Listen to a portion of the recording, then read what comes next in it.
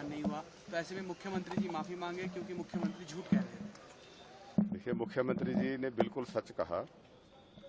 जैसे ही राष्ट्रगान गाने के लिए आदेश दिए और सभी सावधान मुद्रा में खड़े हुए, इसमें कोई दो राय नहीं है, लेकिन उससे राष्ट्रीय गान गाने से एकदम पहले और राष्ट्रीय गान गाने के एकदम बाद भाजपा की तरफ से विपिन सिंह परमार जी और दूसरे वरिष्ठ सदस्यों ने जो है एकदम से कहा कि जो सत्र का शुभारंभ है वो राष्ट्रगान की बजाय राष्ट्रगीत के अनुसार होना चाहिए। वो मिनिस्ट्री ऑफ होम अफेयर्स का कोई नोटिफिकेशन की बात कर रहे थे। उससे उसकी मंशा का मकसद क्या है, वो उसका संदेश क्या जाता है।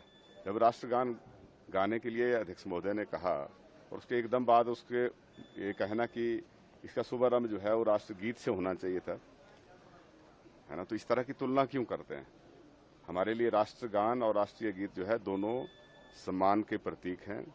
कांग्रेस पार्टी के उन महान नेताओं ने और अन्य सभी स्वतंत्रता सेनानियों ने वंदे मातरम कह के राष्ट्रगान गाकर जो है वो देश के लिए बलिदान दिए हैं, जिसकी वजह से हम आज़ाद हुए हैं।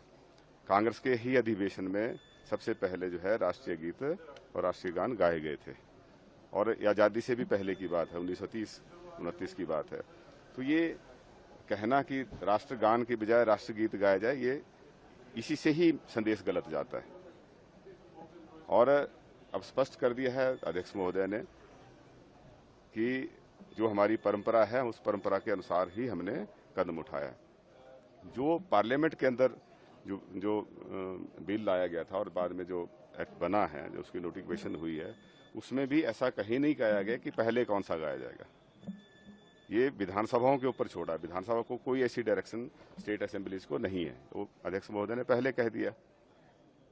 उनको कोई क्लीन चिट कहीं से नहीं मिली, है ना। तो ऐसे में खुद ही अपनी पीठ थपथपाने की बात कर रहे हैं। उनको माफी भाजपा को मांगनी चाहिए, जिन्होंने राष्ट्रगान और राष्ट्रगीत की तुलना करके जो है ये विवाद खड़ा करने की कोशिश करते हैं। और भारतीय जनता पार्टी ने हमेशा जो है इसी पे राजनीति की है। ये डिवाइड एंड रूल की पॉलिसी अपनाते हैं।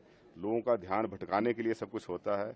केंद्र सरकार ने ये सारा एपिसोड वंदे मातरम की जो चर्चा कराई और उस पर किया, ये सिर्फ इसलिए क्योंकि जो राम मंदिर जो हिंदू आस्था का प्रतीक है, उसकी जो वहाँ पे चढ़ावा चढ़ाया गया, जिस तरह से वहाँ जमीनों में खरीद फरोख्त में जो है धांधली हुई, उससे ध्यान भटकाने के लिए ये सब कुछ जो है ड्रामा रचा गया है। और नीट पेपर में जो के बाद जो युवाओं में बहुत बड़ा आक्रोश था, जिस वजह से जंतर मंतर में बड़े लंबे समय तक धरना हुआ।